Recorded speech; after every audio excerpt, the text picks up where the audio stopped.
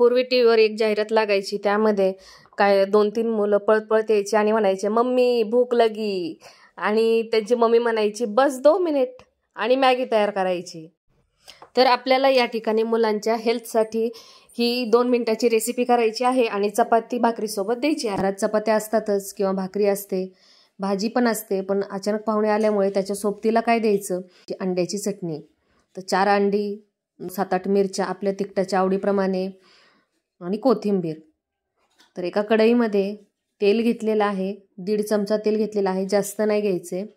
हिरव्या मिरच्यांचे बारीक छान असे तुकडे केलेले आहेत, छान परतून घ्यायचे त्याला डाग लागेपर्यंत, म्हणजे त्या छान तेलात तळल्या जातील आणि त्याचा जो तिखटपणा आहे तो तेलामध्ये सुद्धा मिक्स होईल. आणि त्या मिरच्यांना छान चव येण्यासाठी त्यामध्ये घालणार आहोत 2 चिमूट हळद आणि अगदी थोडंसं मीठ टाकायचं आहे. अगदी थोडंसंच मीठ टाकायचं आहे.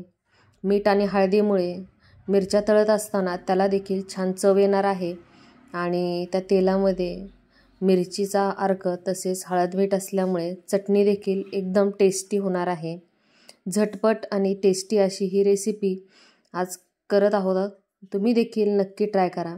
तुम्ही पाहू शकता इथे चटका बसल्यासारख्या मिरच्या झालेल्या आहेत, खूप छान फ्राय झालेल्या आहेत. अशाच मिरच्या करायच्या आहेत. तर त्या मिरच्या फ्राय होत होत्या तोपर्यंत मी ही 4 अंडी एका बाउलमध्ये घेऊन छान फेटून घेतलेली आहेत. फेटल्यामुळे चटणी मस्त फ्लफी होते,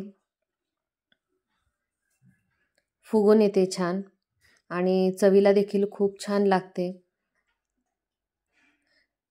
तर ही चटणी 4 अंडे, मिरची, तेल व्यवस्थित पूर्ण परतून घ्यायचं आहे. जोपर्यंत ते अंडे कोरडे होत नाहीत तोपर्यंत त्यांना खालीवर करायचं आहे. आणि खालीवर करत असतानाच त्यामध्ये कोथिंबीर घालायची आहे, म्हणजे ती त्या अंड्यांबरोबरच हिरवी मिरची कोथिंबीर चिटकून जाते आणि प्रत्येक घासाला जेव्हा आपल्याला हिरवी मिरची आणि कोथिंबीर दाताखाली येते खूप छान चव लागते.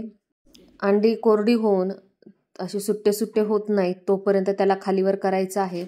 तुम्ही पाहू शकता ते कोरडे होईपर्यंत अशा पद्धतीने सुटसुटीत झाले पाहिजेत आणि अंडं आपण फेटून घेतल्यामुळे किती हलके फुलके सॉफ्ट झालेले आहेत.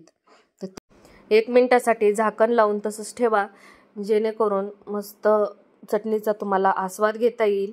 मुलं देखील आवडीने खातात आणि कोणी पाहुणे आले असतील तर आहे त्या भाजीसोबत काय द्यावं असा प्रश्न पडत नाही आणि जेवणही व्यवस्थित होतं.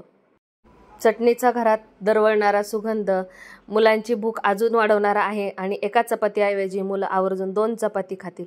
वाव, मस्तच, एकदम सुंदर फ्लफी आणि टेस्टी अशी ही चटणी झालेली आहे.